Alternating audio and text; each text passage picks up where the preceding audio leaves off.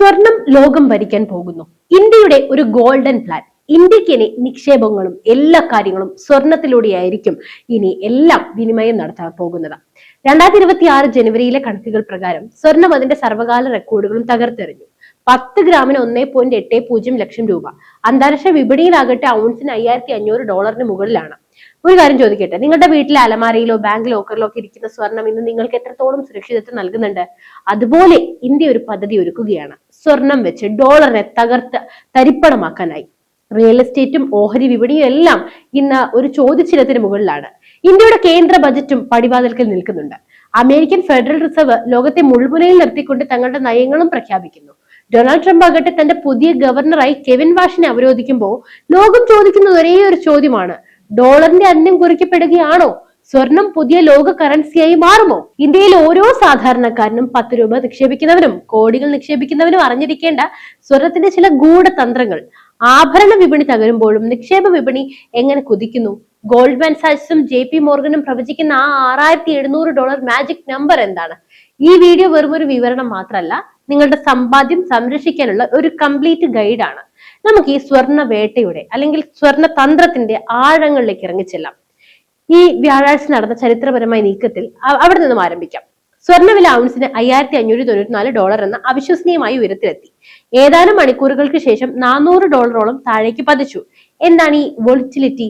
പല നിക്ഷേപകരും ഭയന്ന് തങ്ങളുടെ സ്വർണം വിറ്റഴിക്കാൻ ശ്രമിച്ചു. എന്നാൽ വലിയ വലിയ തിമിംഗലങ്ങൾ ഈ വീഴ്ചയെ ഒരു അവസരമായിട്ടാണ് കണ്ടത്.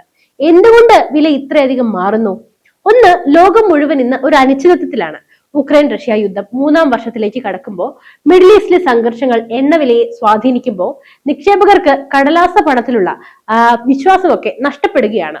പണം അച്ചടിച്ചു കൂട്ടാൻ സർക്കാരുകൾക്കും എളുപ്പമാണ്, എന്നാൽ സ്വർണം അച്ചടിക്കാൻ കഴിയില്ലല്ലോ.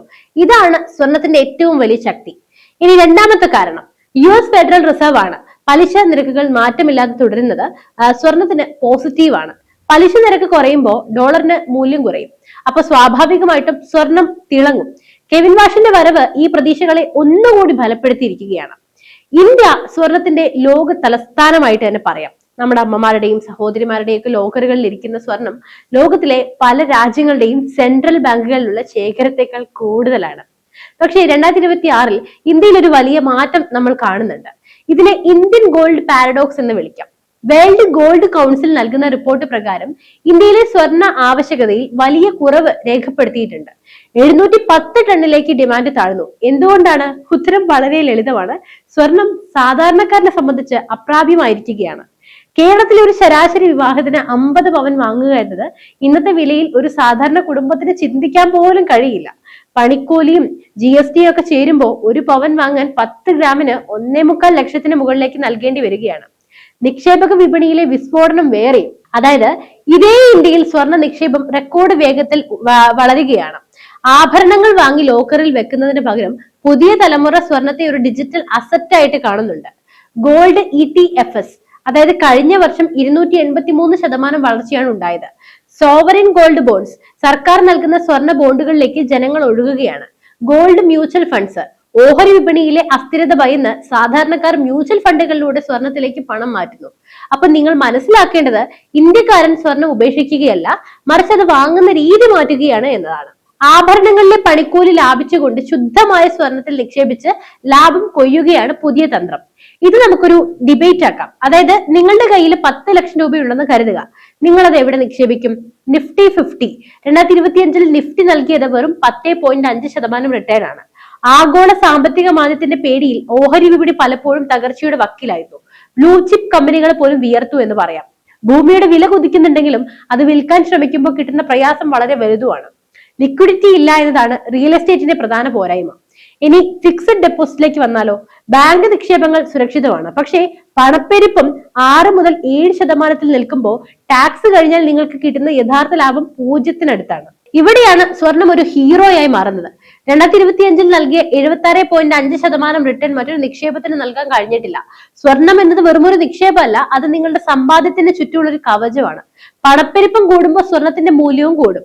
രൂപയുടെ മൂല്യം ഇടിയുമ്പോൾ സ്വർണത്തിന്റെ തിളക്കം കൂടും. നമുക്ക് അമേരിക്കയിലേക്ക് പോയാലോ?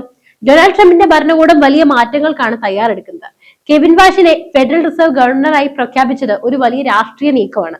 അമേരിക്കൻ ഡോളറിനെ സംരക്ഷിക്കാനുള്ള ശ്രമങ്ങൾ നടക്കുമ്പോഴും ലോകത്തെ പല സെൻട്രൽ ബാങ്കുകളും പ്രത്യേകിച്ച് ചൈനയും റഷ്യയും ഭാരതവും ഒക്കെ തങ്ങളുടെ ഫോറക്സ് റിസർവിൽ നിന്ന് ഡോളർ കുറച്ച് സ്വർണം കൂട്ടുകയാണ്. എന്തിനു വേണ്ടിയാണ് രാജ്യങ്ങൾ സ്വർണം ഇങ്ങനെ വാങ്ങിക്കൂട്ടുന്നത്? കാരണം ഇത്രയേ ഉള്ളൂ, അവർക്ക് അമേരിക്കൻ ഉപരോധങ്ങളെ ഭയമാണ്. സ്വർണം കയ്യിലുണ്ടെങ്കിൽ അത് തടയാനായിട്ട് ആർക്കും സാധിക്കില്ല. ഇതൊരു ഡീ ഡോളറൈസേഷൻ പ്രക്രിയയാണ്. ലോകം ഡോളറിൽ നിന്നും സ്വർണത്തിലേക്ക് തിരിച്ചു പോകുന്നു. 1971 മുമ്പുണ്ടായിരുന്ന ഗോൾഡ് സ്റ്റാൻഡേർഡ് രീതിയിലേക്ക് ലോകം മെല്ലെ ചുവട് വെക്കുകയാണോ എന്ന് പല സാമ്പത്തിക വിദഗ്ധരും സംശയിക്കുന്നുണ്ട്. ഫെബ്രുവരി 1 ഇന്ത്യയുടെ സാമ്പത്തിക വർഷത്തെ നിർണ്ണയിക്കുന്ന ദിവസമാണ്. നിർമ്മല സീതാരാമൻ അവതരിപ്പിക്കുന്ന ബജറ്റിൽ സ്വർണത്തിന് എന്ത് സംഭവിക്കും? നിലവിൽ സ്വർണത്തിന് ഉയർന്ന ഇറക്കുമതി തീരുവയുണ്ട്. ഇത് സ്വർണ്ണക്കടത്തിനും കരിഞ്ചന്തയ്ക്കും വഴിമാറുന്നു എന്ന് ആഭരണ വ്യാപാരികൾ പരാതിപ്പെടുന്നുണ്ട്. ബജറ്റിൽ ഡ്യൂട്ടി കുറയ്ക്കുകയാണെങ്കിൽ ഇന്ത്യയിൽ സ്വർണ്ണവില പെട്ടെന്ന് താഴേക്ക് വരാം. എന്നാൽ അന്താരാഷ്ട്ര വിപണിയിൽ വില കൂടുകയാണെങ്കിൽ ഈ കുറവ് നമുക്ക് അനുഭവപ്പെടില്ല. നിങ്ങളൊരു നിക്ഷേപകനാണെങ്കിൽ ബജറ്റ് വരെയുള്ള സമയം വളരെ നിർണായകമാണ്. ബജറ്റിലെ പ്രഖ്യാപനങ്ങൾ അനുസരിച്ച് വേണം നിങ്ങളുടെ അടുത്ത വലിയ സ്വർണ്ണ നിക്ഷേപം തീരുമാനിക്കാൻ. സർക്കാർ സ്വർണ്ണ ബോണ്ടുകൾ നിർത്തലാക്കുമോ അതോ പുതിയ ആനുകൂല്യങ്ങൾ പ്രഖ്യാപിക്കുമോ എന്നതാണ് കാത്തിരുന്ന് കാണേണ്ടത്. ഗോൾഡ്മാൻ സാക്സ് എന്ന ആഗോള ഇൻവെസ്റ്റ്മെന്റ് ബാങ്ക് പറയുന്നത് 2026 അവസാനത്തോടെ സ്വർണം ചരിത്രത്തിലെ ഏറ്റവും ഉയർന്ന വിലയിൽ അവിടെ തന്നെ തുടരുമെന്നാണ്. എന്തുകൊണ്ടാണ് അവർ ഇത്ര ബുള്ളിഷ് ആയിരിക്കുന്നത്? അതായത് ലോകരാജ്യങ്ങളുടെ കടം റെക്കോർഡ് നിലയിലാണ്. ഈ കടം വീട്ടാൻ കൂടുതൽ പണം അച്ചടിക്കേണ്ടി വരും. ഇത് സ്വർണ്ണവില കൂട്ടും. ലോകത്ത് എവിടെയെങ്കിലും ഒരു സംഘർഷം ഉണ്ടായാൽ നിക്ഷേപകർ ഉടൻ തന്നെ സ്വർണത്തിലേക്ക് മാറും. 2026 അത്തരത്തിലുള്ള പല ഭൗമരാഷ്ട്രീയ റിസ്കുകളും നിലനിൽക്കുന്നുണ്ട്. ഗ്ലോബൽ ഡാറ്റ എന്ന സ്ഥാപനത്തിന്റെ പ്രവചനം കേട്ടാൽ ആദ്യം ഒന്ന് അത്ഭുതപ്പെടും. ഔൺസിന് $6,700. ഇത് സംഭവിക്കുകയാണെങ്കിൽ ഇന്ത്യയിൽ സ്വർണ്ണവില 10 ഗ്രാമിന് 2.25 ലക്ഷം രൂപ വരെ ഉയരാം. JP മോർഗനിലെ നടാഷ കനേവ പറയുന്നത് പോലെ സ്വർണത്തിലെ ഈ ഒരു കുതിപ്പ് രേഖീയമായ കുതിപ്പല്ല. ഇതിൽ വീഴ്ചകൾ ഉണ്ടാകും, അതുപോലെ തിരുത്തലുകളും ഉണ്ടാകും. പക്ഷെ ആത്യന്തികമായ ട്രെൻഡ് മുകളിലേക്ക് തന്നെയാണ്. ഇത്രയൊക്കെ അറിഞ്ഞ സ്ഥിതിക്ക് നിങ്ങൾ എവിടെ നിക്ഷേപിക്കണം? ഇവിടെയാണ് പക്വതയുള്ള ഒരു നിക്ഷേപകന്റെ റോൾ നിങ്ങൾ എടുക്കേണ്ടത്. സ്വർണം അതിന്റെ റെക്കോർഡ് വിലയിലാണ്. ഇവിടുന്ന് ഒരു ചെറിയ ഇടിവുണ്ടായാൽ നിങ്ങൾ പേടിക്കരുത്. അതുകൊണ്ട് പണം പകുത്ത് മാറ്റിവെക്കുക. എല്ലാ മാസവും നിശ്ചിത തുകയ്ക്ക് സ്വർണം വാങ്ങുക. നിങ്ങൾ ആഭരണമായിട്ടാണ് സ്വർണം വാങ്ങുന്നതെങ്കിൽ വില കൂടുമ്പോൾ പണിക്കൂലിയും GSTയും നിങ്ങൾക്ക് വലിയ ബാധ്യതയാകും. നിക്ഷേപമാണ് ലക്ഷ്യമെങ്കിൽ 24 ക്യാരറ്റ് 24 ക്യാരറ്റ് സ്വർണ്ണ നാണയങ്ങളോ അല്ലെങ്കിൽ ഡിജിറ്റൽ ഗോൾഡോ വാങ്ങുക. വിദഗ്ധർ പറയുന്നത് നിങ്ങളുടെ ആകെ സമ്പാദ്യത്തിന്റെ 15 മുതൽ 20% മാത്രം സ്വർണത്തിൽ വെക്കുക എന്നതാണ്. ബാക്കി ഓഹരി വിപണിയിലും ലിക്വിഡ് ക്യാഷായും സൂക്ഷിക്കുക. കാരണം സ്വർണ്ണവില എപ്പോഴും ഒരുപോലെ നിൽക്കില്ല. ഏറ്റവും സുരക്ഷിതമായ മാർഗമാണിത്. കള്ളൻ കൊണ്ടുപോകുമെന്ന് പേടി വേണ്ട, ശുദ്ധി പരിശോധിക്കേണ്ട, ലോക്കർ ചാർജ് വേണ്ട. മൊബൈൽ ഫോണിലൂടെ നിങ്ങൾക്ക് സ്വർണം വിൽക്കുകയും വാങ്ങുകയും ചെയ്യാം. മനുഷ്യർക്ക് സ്വർണത്തോടുള്ള ആകർഷണം ആയിരക്കണക്കിന് വർഷങ്ങൾ പഴക്കമുള്ളതാണ്. അതിൽ ഇത്രയും നാളായിട്ട് ഇത്രയും നൂറ്റാണ്ടുകളും ദശകങ്ങളും മുന്നോട്ട് പോയിട്ട് മാറ്റം ഉണ്ടായിട്ടില്ല. എന്തുകൊണ്ടാണ് ബിറ്റ് കോയിൻ വന്നപ്പോഴും മറ്റ് ഡിജിറ്റൽ കറൻസികൾ വന്നപ്പോഴും ഒക്കെ സ്വർണം തകരാത്തത്? കാരണം സ്വർണത്തിന് ഒരു ടാഞ്ചിബിൾ വാല്യൂ ഉണ്ട്. നിങ്ങളുടെ കയ്യിൽ സ്വർണം ഉണ്ടെങ്കിൽ അത് ലോകത്തിന്റെ ഏത് കോണിലും മൂല്യമുള്ളതാണ്. ഒരു വലിയ യുദ്ധമോ ഇന്റർനെറ്റ് തകർച്ചയോ ഉണ്ടായാൽ നിങ്ങളുടെ ഡിജിറ്റൽ അസറ്റുകൾ ഒന്നുമല്ലാതായേക്കാം, പക്ഷേ സ്വർണം അപ്പോഴും തിളങ്ങിക്കൊണ്ടേ നിൽക്കും. 2026 ഈ കുതിച്ചുചാട്ടം ആ സുരക്ഷിത ബോധത്തിന് വേണ്ടിയുള്ള നെട്ടോട്ടമാണ്. അപ്പോൾ നമ്മൾ ഇന്ന് ചർച്ച ചെയ്ത കാര്യങ്ങളൊന്ന് ചുരുക്കി കൂടി പറയാം. 2026 സ്വർണം വെറുമൊരു നിക്ഷേപമല്ല, അതൊരു സാമ്പത്തിക സുരക്ഷാ കവചമാണ്. അന്താരാഷ്ട്ര വിപണിയിലെ വൻ തോക്കുകൾ സ്വർണം വാരിക്കൂട്ടുന്നു. ഇന്ത്യയിലെ സാധാരണക്കാർ ആഭരണങ്ങളിൽ നിന്ന് മാറി ഡിജിറ്റൽ നിക്ഷേപങ്ങളിലേക്ക് നീങ്ങുന്നു. വില ഇനിയും ഉയരാൻ തന്നെയാണ് സാധ്യത എന്ന് എല്ലാ സൂചനകളും വ്യക്തമാക്കുന്നു. എന്നാൽ ഒന്നോർക്കുക, എല്ലാ നിക്ഷേപത്തിലും റിസ്ക് ഉണ്ട്. എന്തായാലും ഇന്ത്യ ഇനി സ്വർണം തിളങ്ങി നിർത്താൻ തന്നെ തീരുമാനിച്ചിരിക്കുന്നു. നമ്മുടെ ഭരണകൂടം സ്വർണം വാങ്ങിക്കൂട്ടുകയാണ്, നിക്ഷേപങ്ങൾ കൂട്ടുകയാണ്. അപ്പോൾ ഈ ഒരു വിഷയത്തെക്കുറിച്ച് നിങ്ങൾക്ക് എന്താണ് പറയാനുള്ളത്? തീർച്ചയായും നിങ്ങളുടെ അഭിപ്രായങ്ങൾ താഴെ കമന്റ് ചെയ്യൂ. മറ്റൊരു വാർത്തയും വിഷയമായി വീണ്ടും എത്തും വരെ നന്ദി.